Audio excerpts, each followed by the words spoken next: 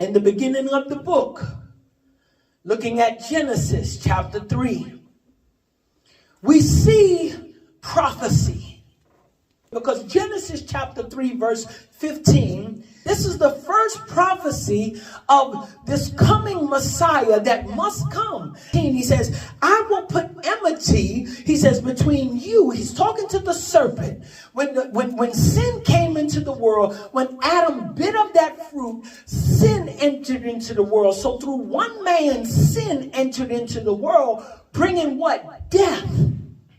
And so the remedy for this sin was going to be a payment that must be made, knowing that without the shedding of blood, there is no remission of sin. And so God is talking here, and he's giving out the punishments, and he says to the devil, he says, look what he says, and I will put enmity between you and the woman, and between your offspring and her offspring. He shall what? Bruise your head. He's prophesying that the seed of a woman is going to bruise the head of the serpent.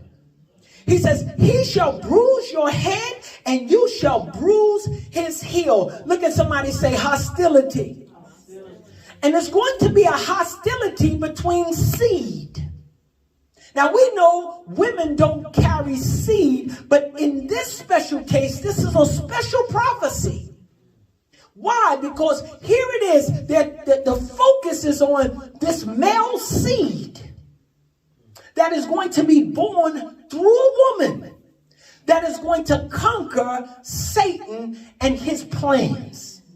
And so when you get to Genesis chapter 12, verse 3, God raises up a man by the name of Abram. But he makes a covenant with this guy by the name of Abram, who later becomes Abraham, and his name is Father of Many Nations. He says, and in you, I want you to see this, all families of the earth shall be blessed. Now we know he makes a covenant with Abraham concerning Israel.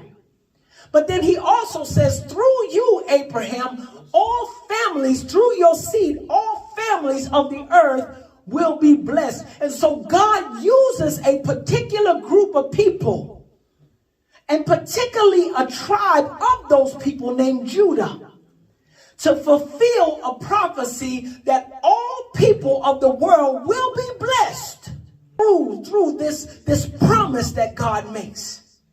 Fulfilling Genesis chapter 3.